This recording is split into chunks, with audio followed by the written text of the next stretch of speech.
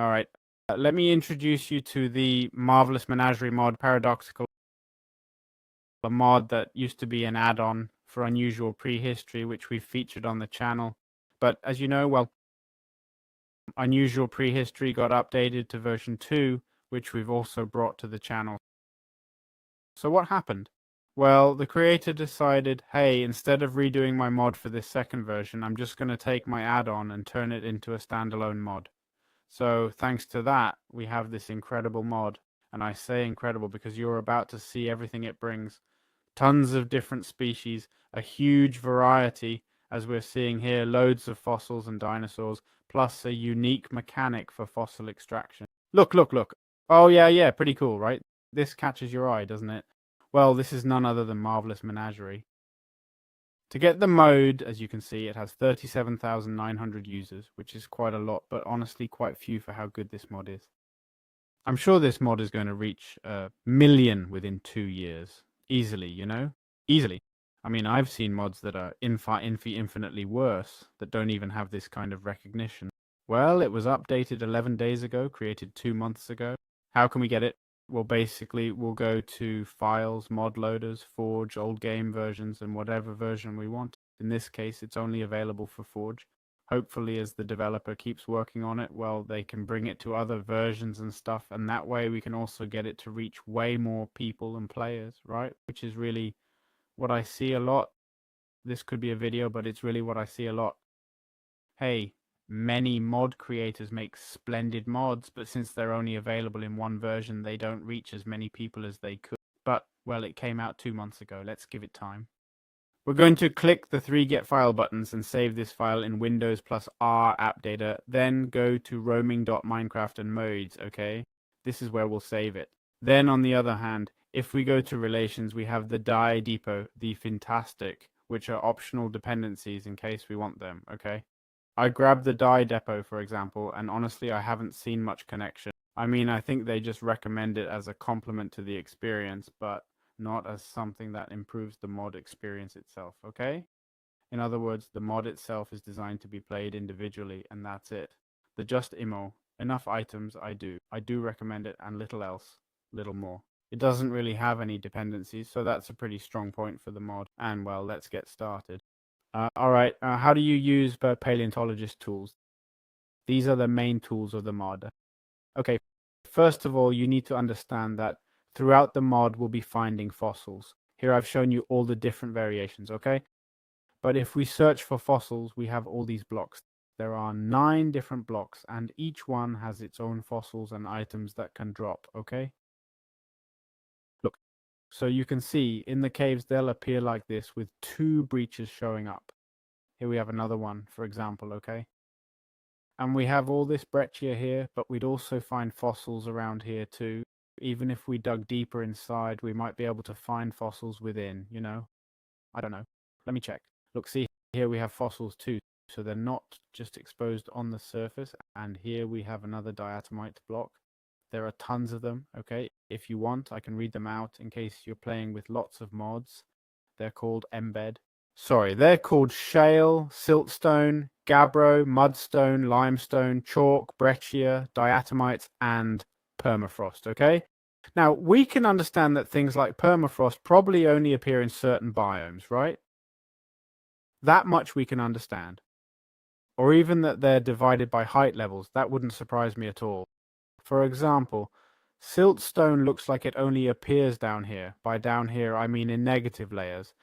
While mudstone appears in a layer a bit closer to 0, okay? And then layers like diatomite, breccia, and chalk can appear in higher layers. Alright, well, whatever it is, there are tons of types, all of these. And how can we collect these fossils?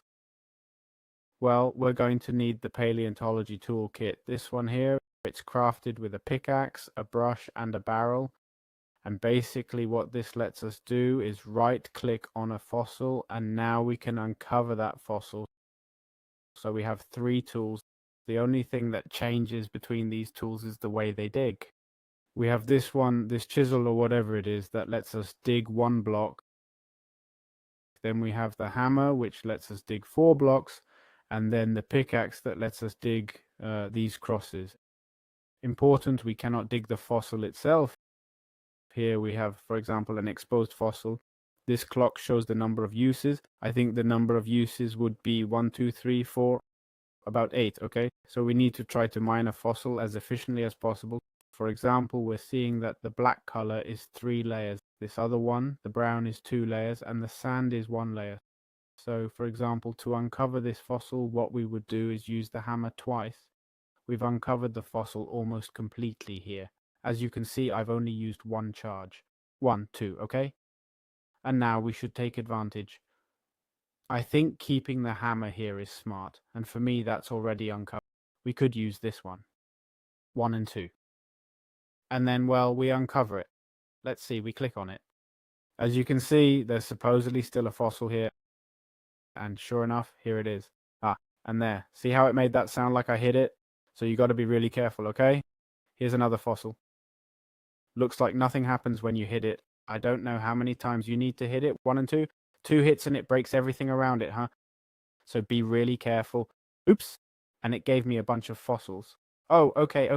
I didn't know that. When you uncover a fossil, it gives you the surrounding ones too. Well, you get it now, right? There it gave me all the fossils from the surrounding area, okay? And that's the mechanic. Hey, important thing. When we do this process, this tool is going to wear down, okay? We can press escape if we want to exit, okay? And that resets the board, but the tool will keep wearing down, okay? And it doesn't last long, so keep that in mind too. Alright, so here we have the paleontology table. This table has 2 uses. Let's first look at the crafting, which is made with planks and a brush. I don't really understand why the brush. And then the fossil, okay? So what we'll do is place, for example, a fossil on top. Yeah, I'm a genius. The fossil from the 9 that blocks can give us, okay? Each one, like shale, will give us shale fossil, siltstone fossil, okay? Any of these types. And basically what we'll do is place it on top, okay? And now what we'll do is brush it, okay? And as you see, we'll be uncovering the fossil inside this item, okay? I'll pick them up just so you can see there are several types for each of these 9 variants, meaning each variant there are 9 variants and each has even more variants. So imagine, well, you don't need to imagine it, I'll show you. Oh no, they're not showing up. Look, here it is. If we search for fossil, all this appears. So there are quite a few. I don't know if because it's true there aren't that many fossils, eh? Compared. I mean, here are 9 items, and fossils, I think there are 30. No, 29. 29. And then the other use this table has is we can use it with a villager. If we put a villager here, as you see, he'll take the paleontologist job. So, if we grab emeralds now, okay? And I craft the emeralds here and go to this guy, as you see, we can trade this with him. Let's wait for him to level up a bit. There it is. Pickaxes. Alright, pickaxes too. He's asking for fossils. Well, here's some fossils. I want to see what the max level is, see what he has. Come on, buddy. Journeyman, okay? And here we can buy fossils too, for example. Looks like there are also gemstones like opal. I think we got one earlier if I recall correctly. And finally, opal and chronotite let us get them, trade them, or use them for crafting, right? For the chronotite altar and stuff like that.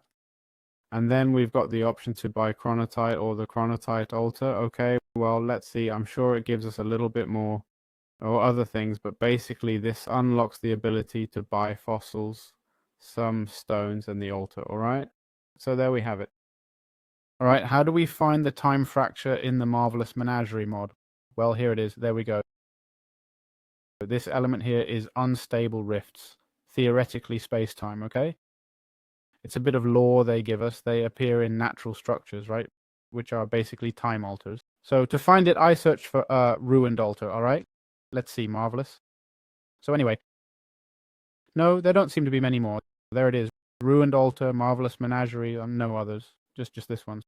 So anyway, I searched for a ruined altar and that's what you find. You find a time fracture that spawns here. That time fracture opens up, okay? And it spawns a bunch of mobs, like in this case. Let's see. You can break it manually, but in my case, I got here and it broke, right? I mean, I didn't do anything, okay? I swear. It's important that these anomalies appear and disappear during the night, and if a player makes the mistake of getting too close to the rift, the the anomaly will release monsters, okay? Which is what I think happened to me. Monsters that, geez, were coming for me fast, huh?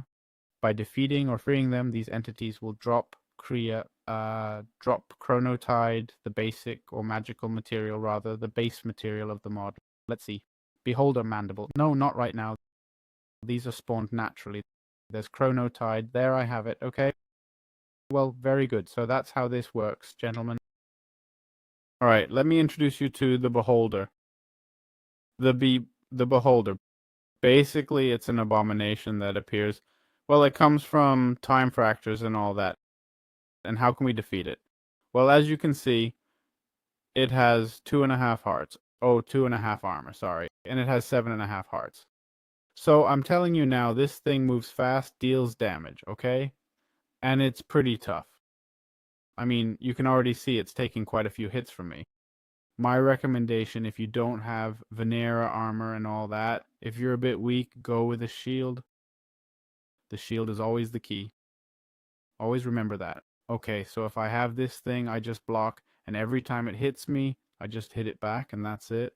And that's how I time the attacks, okay? That's what I'd recommend. Beyond that, it can drop the Beholder Jaw, which we can use to craft Chronotite, or to craft the Paleonomicon, or obviously to summon a Beholder creature. So there you have it, okay? It depends on what we need, but well, this item is useful, so don't throw it away. Alright, how can we defeat this beast, the Molten? 50 health and 5 armor. Okay. It's basically the most dangerous and lethal monster that can spawn from a time fracture, and it attacks incredibly fast. We're recommended tons of items, okay, to fight it, armor and such. I want to show you how fast it can come at me, okay? Well, there it is, there it is. Okay, it also shoots fire at us, so it's super fun. I recommend you bring a shield, okay? That way the fire won't even affect us. You can bring a cube, and honestly, it's pretty tankable. It's quite tankable, really, despite all the damage it does. The only problem is the fire. I recommend you bring a cube and a shield. Everything else, I think, is pretty manageable. The timings, basically, as you see, it'll be attacking us.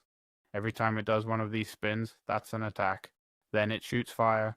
When it shoots fire, don't attack or you'll get burned. Basically, when it launches one of these attacks, you hit it. And there, when it shoots fire, and that's it. I wouldn't overthink it too much, honestly. Not for nothing, but its attack rate is really high. So finding the perfect moment to attack is pretty tricky. I'd actually recommend you go equipped with iron armor, and that's it. Worst case scenario, worst case. If you don't have any armor at all, well, you make a tunnel, okay? And I don't know, you play around with that, okay? You make several tunnels, okay? You make something like this, and you have the creature here attacking you. It fills this with fire, you move here, you attack it back and forth, and you play around with that. That can work too, okay? Or simply, hey, you grab an iron golem, huh? You grab an iron golem and it's game over, huh? This guy's done for. Or no, the iron golem won't go after him. Let me see if I can break the Iron Golem's blocks. Iron Golem, of course it'll go after him. Of course it'll go after him. Come on, Molten, you're done, buddy, you're done. Just one, huh? Just one clears the whole time fracture. Come on. That's it, representing. Alright, so I've got the Paleonomicon here. And how do we go about crafting it? Well, first off, we craft the Paleonomicon with any fossil or pretty much any element and a book. What does that mean? To get the fossil, we're definitely going to need a paleontology toolkit, and we're also going to need a fossil. Truth is, I've already shown you this process, but hey, it's so fun, we're going to do it again. Okay, right click, and there we go. And now with the tools, we're going to uncover our buddy here a little bit, okay? We're going to uncover the fossils, and I think once we uncover one, we'd actually have the fossil, right? Then later, if we want to add a little more fun to it, we can do that, no problem.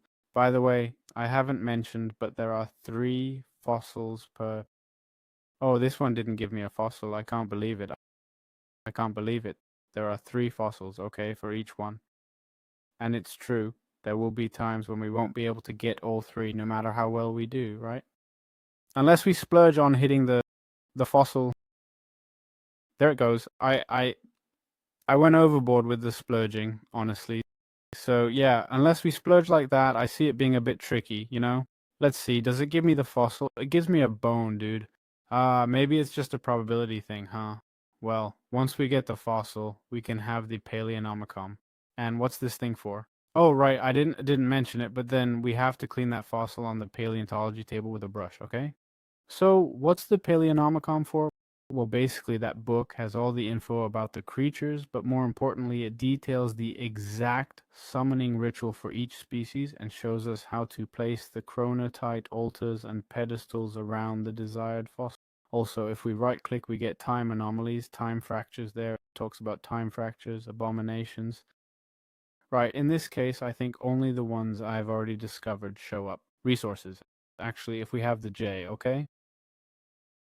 We won't need this, but hey, it's a visual way to see how the altar should be set up and stuff and the crafting. Honestly, I don't know who made this book, but I could easily say this is the best part of the mod. I mean, it's really cool, honestly. The drawings are really cool. I mean, it's not the best book I've seen, but it's really cool, you know? I'm just saying, it's not the best part of the mod, because the mod has some things that are incredible. I've thought better of it, I've reconsidered. But honestly, it's really well done. You know, I really like it. And look, it's nothing too crazy either, right? But the hand-drawn drawings, I don't know, it's those little details that separate a great mod from a regular mod. I mean, when I play a mod and see there's no guide, I'm like, what am I supposed to do? How am I supposed to play this mod? If the internet didn't exist, how would I even play the mod? Like, do I have to figure it out myself?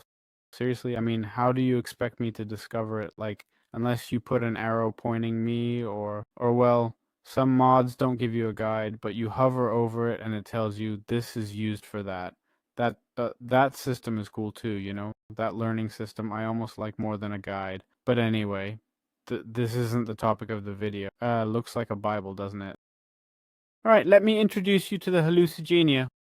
What a creature, huh? What a creature. It has 3 hearts. Basically, this is a marine creature from the early Paleozoic era, theoretically. And how do you summon it? Well, you summon it through the altars of the... Of course, how do I check its utility now? With the summoning rituals, there it is. It can be done with a ritual altar, and it's basically a kind of poisonous worm that doesn't deal direct physical damage, but if it attacks us, it'll seriously mess with our vision. Hey, they're attacking these guys. Yeah, look, so you can see nausea 4, hallucinating, and whatever else. I don't know what other effect it had. There are different colors even. Wow, there are different colors. Let's see if they hit me. There it is. Look, look, look. So you can trip out a bit, huh? And poison too. And on top of that, poison. Hey, it's pretty cool, huh? It's really cool. The effect is really cool, huh? Well, sorry if anyone has any visual issues. Anyway, we've seen a bit of the ritual there. It's made with a hallucinogenia fossil, 1 water, a slime ball, and a red mushroom. And the chronotide watch that's used to activate the altar. So yeah, there's not much more to it. Alright, how can we perform a ritual? Well, it's actually pretty simple. We'll need a chronotide watch to start the ritual, and I'll do the sniffer ritual, okay? These are the ingredients. For whatever ritual you want to do, I'm showing you all of them here. You're going to grab the ingredients you need. So we're going to place a chronotide altar in the center and break the time fracture. We'll place a chronotide altar and go 1, 2, 3 blocks diagonally. We're going to put a pedestal on each side. And then on these pedestals, we can place the ingredients, okay? In any order, and right-click with a chronotide watch on top. The time fracture will appear, and then we grab another chronotide watch, right-click again, and there we'll have the summoning. So yeah, that's how simple it is to perform a ritual. Hope you enjoyed it. Alright, so here we have the magic cake, and I'm going to show it to you. Basically, it's made with psychedelic mucus, sugar, egg, wheat, and a milk bucket. And basically, where do we get this psychedelic mucus from? Well, we get it from the hallucinogenia, okay? We get it from a... If we defeat her, we have a chance to get this mucus, right? The truth is, the drop rate is pretty low because it's not dropping for me right now. This food, when consumed, instantly gives the player 3 potion effects, hallucinating speed 2 and haste 2. Okay, pretty interesting. We're going to be moving really fast. I really like that it doesn't distort the screen like nausea does. It just changes the colors, you know, the hue. And that's it. I like the effect. obviously it doesn't look as comfortable as normal, but it's not constantly messing with your references like nausea does, which is what makes moving around with nausea so complicated. It's constantly changing your reference points. And yeah, it's true that if you're already used to it, you won't have much trouble with nausea, but still. So anyway, here we have the magic pastry in case we want to give it to someone just for fun and have them eat it. Hey, I don't think it's that bad of an item going so fast in exchange for speed 2 and haste 2. So yeah, there we have it. Look at how I look. Alright, let me introduce you to the trilobites. These are extinct marine arthropods, and honestly, I'm amazed by the huge variety of mobs of this type. I mean, look at how many varieties are on screen right now. Wait, are any of them even repeated? Yeah, there are some that repeat, but I don't know how they did it. Well, if you look, this one and this one have the same model, but different colors. Maybe they made like a modular system or created individual skins. I think they created individual skins, right? Yeah, because looking closer, I only see 2 or 3 models, but honestly, it's pretty cool. So basically these spawn in water, and as you can see, there's tons of color patterns, shapes, sizes, and all that. And they work similar to tropical fish in Minecraft. So when you release or catch them, they'll drop trilobite meat, okay? Which is it. It's literally called trilobite. It's a pun, and yeah, we can also use it for the summoning ritual, which is this one here, okay? In case you want to do it, that's it. It's just a little bug, nothing special. Well, it's a good pet. I don't know if it attacks the player. I'm going to test it. Doesn't look like much, honestly, but I'll try it. No. Let's see if we attack there. Nope, right? They just run away, trembling, by the way. They come out trembling, so yeah, there you have them. They're pretty funny creatures, huh? Look how they walk. So yeah, simple as that. Alright, let me introduce you to the ANOMALOCARIS. It's one of the most iconic marine predators in the MARD, and to summon this little creature, let's see how it's done. But here's the thing, the ANOMALOCARIS also unlocks the ability to summon a beholder. It unlocks the ability to summon a Borealopelta too, which is pretty wild. We also have the anomalous goggles that let us summon an OPHTHALMOSAURUS. So yeah, this creature is no joke, right? And there we have it, okay? It's crafted with trilobite, a water bucket, ANOMALOCARIS, and a spider eye. Also, if we feed an adult trilobite meat, it'll shed its carapace, okay? Which I understand is the ANOMALOCARIS sclerite, which is what we want. The swimming animations and everything are really cool, right? Really cool. And if we manage to summon a baby, as it grows, it'll molt and also drop its eyes. I understand those are for the goggles, although, well, no, islands, sorry. The islands thing. And so we can craft this. It gives us +2 armor, +1 armor toughness, and we use it for an ophthalmosaurus ritual. So basically, a creature that opens up tons of doors to much stronger creatures. Very interesting. Alright, so here we have this creature. It's looking at me right now. It's called APTOROBLATINA. It's like a giant beetle, a giant insect, whatever you want to call it. It's from the Carboniferous period. It's a colossal cockroach, and you can basically summon it through its fossils. So if we look at the ritual, as it says, you do it with honeycomb, fern, spider eye, and its fossil, okay? It's a pretty simple ritual, and it has 2 interactive mechanics, which is that it uses its large wings to cushion impacts, giving it immunity or resistance to fall damage. And if we place a music block nearby, which I can't even remember what it's called now, I have to go check the diamond, the crafting with the diamond, what's it called? Jukebox. Well, theoretically, if we put music nearby, it left, I don't know where it is. Look how big it is, huh? Ah, look. Well, if we put music on, hey, my disc. There, we put music on it. It might start dancing to the rhythm of the melody. I don't see them dancing, huh? Look how it uses its wings. I don't see them dancing, it's the shader. I do see it does like a little twitch, like the animation changes, but well, unless dancing means flapping wings, maybe they don't like this disc. There it is, I put another one on. Look how they dance. They dance like the cockroaches from... Whoa, what was that mod called? Nah, no way I remember the name. But anyway, basically jumping and spinning around. I love it, I love the reference. I don't remember the mod's name. We featured it on the channel, but I'm sure many of you know it. So yeah, there we have it. Alright, so here we have the flubber, this sea creature that looks a bit like an elephant, right? With that trunk it has. And basically it's summoning ritual, okay? is done with a fossil flubber, sand, a sniffer egg, and a sea pickle, a sea cucumber. Basically, what the flubber's going to be doing is acting as a searcher, digging up the ocean floor to unearth prehistoric or decorative treasures. And it might find, for example, the Charnia, or it might find, for example, also the Dickinsonia. If we check what these two items do, they don't seem to have any use. Oh, I right-clicked on one with this, and it looks like they fall in love. So what? And they have babies. It could be that they're going to lay eggs. So that's what the Charnia and Dickinsonia are for. And it's important also that the baby flubber, okay, we can catch it in a bucket, okay? A baby just appeared there. Look, here we have it, the baby flubber. So you can see what they're like. So yeah, there we have it. There we have it. Here's the flubber egg. Doesn't seem to have any use either, which would have been interesting. Oh, they lay eggs on the ground. Oh, the eggs go on the ground. Wow, how interesting. They're not water eggs. Would have been cool. Or ironic that since it uses the sniffer egg, its egg would also do something else, but no, it doesn't look like it. So yeah, there we have it. This is the creature. Alright, so here we have the OPHTHALMOSAURUS and these tiny little creatures here, though anyone would think it's a giant beast with a name like that. And the truth is it has 20 health, that's true, it does have quite a bit of health. But this is the creature, and it is, as we're seeing, a marine fish. And how do you summon it? Well, you summon it, as we're seeing, with a fossil water bucket, the anomalous goggles, and the golden Sacabambaspis. Interesting. Which is made from a Sacabambaspis and gold. So we'll probably need to get a Sacabambaspis first, okay? Sacabambaspis, let's see what it looks like. It's this creature here with this dumb face it has, literally. I mean, it looks dumb. And well, theoretically, we can tame the OPHTHALMOSAURUS with Sacabambaspis. Though it doesn't seem to care much, honestly. You too, I can feed the Sacabambaspis with Sacabambas. And it grew.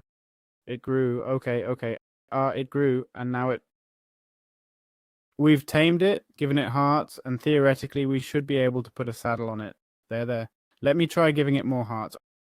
Oh, it won't let me ride it. I'm not sure how this works. Maybe I need to wait for it to grow more. Wait, we also have the armor? Just so you know I'm not lying, we have the OPHTHALMOSAURUS armor that we should be able to equip. But no, I don't see any option to right-click this thing, honestly. I'm not seeing it. Maybe I need to be in survival mode? A heart? Or maybe I need them to breed and then their baby will be mine and I can ride it. The thing is, who knows which one is the baby? Who knows which one is the baby out of all these? Is it this one? Is it this little one? I don't see any in the J menu that says it's mine, to be honest. J isn't showing me anything. Well, I think that's the way to go. Honestly, I have no idea about this part, but yeah, none of them show that I can ride them, so there's not much else to do. So anyway, there we have it. Alright, so here we have the JOSEPHOARTIGACIA. Basically, this thing is a giant capybara, and it's a peaceful creature that can be tamed by feeding it apples. Let's grab some apples here, and as you can see, we can feed it like this. Plus, it has the pacify effect. There it is. And we've got it tamed, right? We can tell it to stay, to stand up, and it does its animations, and basically we can put a saddle on it. There we go. And ride it. Plus, it applies the pacified effect to the rider, which means that while we're riding it, no hostile enemy in the game will try to attack us, okay? So this effect is really interesting, right? And the idea is really cool, right? Wow, and also look at how it looks. Look at how the animations look, dude. That's insane. But how is it possible that this thing's walking animations look like a Minecraft trailer? Literally, I mean, they literally look like the trailer, right? And I don't mean the movie one, right? I'm talking about the trailer for any update they've had where the animations look incredible. Well, here too, right? In game. How cool would that be, right? How cool would it be if all mobs were like this? So yeah, there we have it. Alright, so here we have the THYLACINE, which is basically a marsupial wolf. I'm going to show you how to get it using this ritual here with raw rabbit, a bell, a bone, and a THYLACINE. On the other hand, I haven't shown you this other creature yet, the Jose. Okay, let's see. If we go to utilities, as you can see, it's crafted with leather, a saber, and a golden apple. So, what are this creature's attributes? Well, they can't be tamed, but they're neutral creatures that won't attack us. We can interact with them by placing carpets on them like decorative collars. Let's see. I'll grab a carpet, aqua carpet, and we can put it on him, okay? There it is. Look, we can place it without any problem. Also, if we feed them meat or chicken or rabbit, they'll emit a special howl that gives the glowing effect to all nearby enemies. I'm going to give him some chicken. Let's see. Oh, hey, hey, hey. How cool is that animation, huh? There are no enemies, it seems. I'm going to grab a zombie. I'll put it nearby, that one over there. I don't know what it means by nearby. Come on, you should be glowing, dude. There it is. There it is glowing. So, there we have it. The glowing doesn't last very long, huh? It would be cool if it lasted much longer, but anyway, that's how this creature works. Alright, so here we have the Steller's sea cow, or basically a walrus. Not much else to it. Basically, this sea cow is a giant mammal from the Quaternary period. How do you summon it? Well, if we go here to the summoning ritual, you need kelp, blue ice, a milk bucket, and the fossil. Honestly, it has a pretty simple summoning process. It has 50 health, 5 armor, and we can get its milk, okay, as you can see. If we drink it, it gives us the serenity effect, nausea, and water breathing too. But basically this one here, it gives us plus 5 armor and plus 0.5 knockback resistance in exchange for having nausea.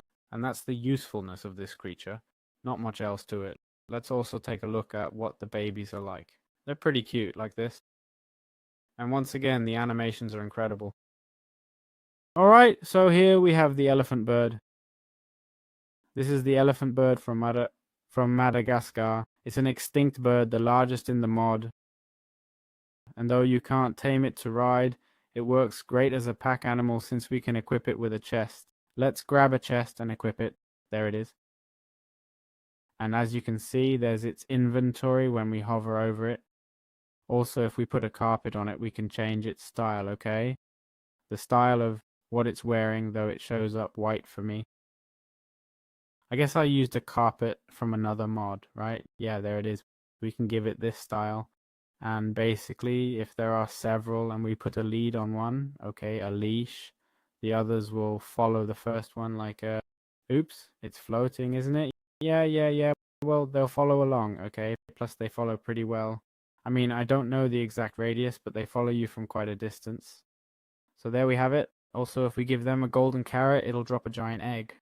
And this giant egg, when this creature has enough health too, as you see, this giant egg, here we have it, elephant giant egg, which we can cook to get the hard-boiled elephant, okay? Plus, we also have the bird's eggshell fragment, which we can use to make this helmet, giving us plus 2 armor and plus 5 knockback resistance. Oh my god, so there we have it, okay? I don't know if eating this gives me any effect. It seemed like it did, but let's see. No, it doesn't give me any effect, so there we have it. This is what this big creature here is useful for. Alright, so over here we have the dodo, which is a large flightless land bird. And basically once spawned in our world, it'll exhibit a very particular behavior. It has an extreme obsession with watermelons and pumpkins. So they're constantly going to be searching for these blocks. Let's place a pumpkin down, see what it does. Tuku, come on. Ah, because I had it in my hand. That's why it was coming after me. And they're going to try to peck at them and break them. There are different colors too. 2 colors. Look there, they've collected it for me. And if for whatever reason we want to stop this destructive behavior, we need to give them a shiny watermelon. That is this thing here, a glittering melon, in case we want to make them stop being a pain. Plus, if we give them 2, we'll get them to fall in love. So there we have it. There are some other animals like the falcatus. We also have the arandas, the arandaspis. There's also the pacaya, but these are just pretty basic mobs, you know? We have the Slovenicus, okay? We also have the chat, okay? But hey, these are pretty small mobs. I'm not saying they don't have their own things, but, you know, more or less. Also, maybe the one we'd miss most would be this one, the Boreala pelta. Okay, it's this beast with 50 health, but nothing more. I think they're more decorative mobs than anything else. They don't seem to have any great uses either. But hey, if we open the book and go to Heroes of the World, which one was it? This one, right? Boreala pelta. It says they're gentle giants that spend their time wandering around. No one should bother them, but either way, they won't hesitate to hurt you with their tail. If you damage them, they'll lay an egg. Sorry. If you feed them, they'll lay an egg on blocks like melons, dirt, and such. And that's it. Nothing else is specified. I mean, also, I can't tell you much more either.